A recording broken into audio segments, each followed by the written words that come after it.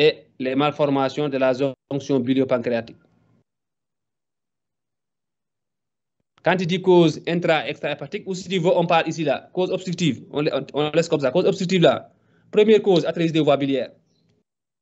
La description, on avait dit hier, tu donnes d'abord signe clinique, ensuite signe paraclinique, ensuite traitement. Il faut vraiment que ça soit bien fait. Signe clinique, signe paraclinique, traitement. OK? Oui, professeur.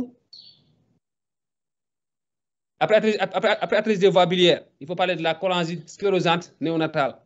En fait, tu as parlé en bas, mais il faut la mettre en deuxième position.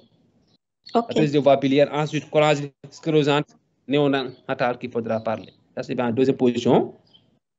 Après, si tu veux, tu parles du kyste du cholédoque. Et puis les autres, si tu veux, tu les cites. OK.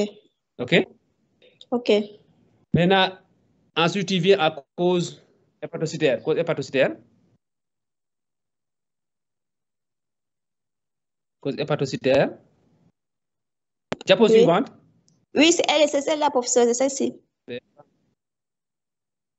Non, la diapo suivante, là, cause hépatocytaire, j'ai dit. C'est ça, c'est ça.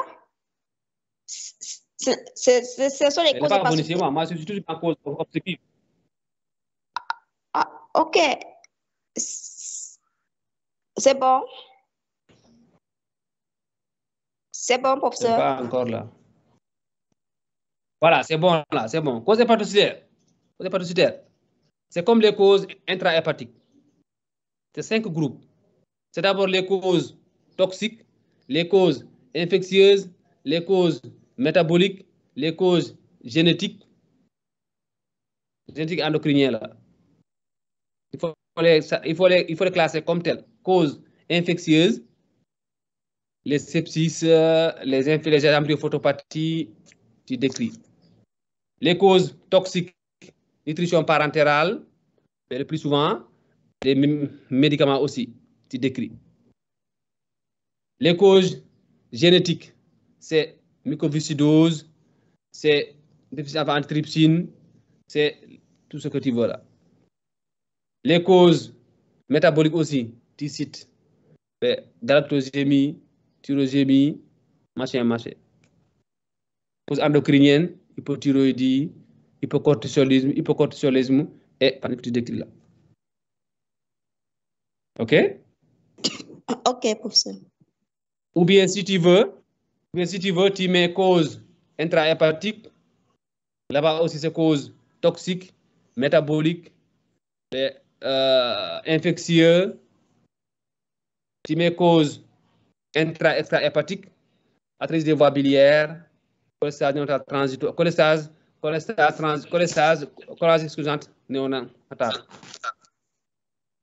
Ensuite, tu fais cause extra-hépatique, kyste du cholédoque, lithiase du cholédoque, perforation de la voie biliaire principale, ainsi de suite. Il y a une chose que tu as dit à plusieurs fois, mais tu n'en es pas consciente, mais c'est très bien. Quand tu parles de gamma GT élevé, quand c'est la voie biliaire qui est atteinte, gamma GT élevé. Quand c'est la voie biliaire, quand c'est les causes obstructives pures, il y a une gamma GT qui est augmentée. Habituellement, la cytolyse, elle est absente ou elle est discrète. Quand c'est cause obstructive là, si c'est la voie biliaire qui est atteinte, les gamma GT sont élevées, transaminases sont normales ou très peu augmentées. Très peu augmentées. Maintenant, quand vous avez les causes hépatocytaires, très souvent, il y a la cholestase associée à une cytolyse, plus ou moins une insuffisance hépatocellulaire. Très souvent, si vous avez un enfant qui fait à l'hôpital, cholestase, vous faites bilan hépatique, bilirubine, transaminase, TPTCK. Quand l'enfant a une cholestase, il a aussi une cytolyse, n'évoquez jamais d'atrésie des voies biliaires. N'évoquez jamais de cause biliaire pure. Allez voir des causes intrahépatiques. Toxiques, infectieux, métaboliques, génétiques. Hein? Je n'ai pas suivi le... J'ai dit, quand vous avez un enfant qui vient à l'hôpital, pour cholestase, vous lui faites la bilirubine, vous lui faites gamma GT, vous faites transaminase, vous faites TPTCK et INR. Si l'enfant a une cholestase uniquement, bili augmenté, transaminase normale, TPTCK normal, gamma GT augmenté, évoquez les causes biliaires pures, athérésie des voies biliaires, cholangiocarcinose néonatale, kyste du cholédoque, lithiase, évoquez vraiment uniquement biliaire. Maintenant, si l'enfant, le bilan montre une cholestase plus une cytolyse, plus ou moins une hypercellulaire, il faut aller voir les causes hépatocytaires, pure, la cause hépatocytaire là.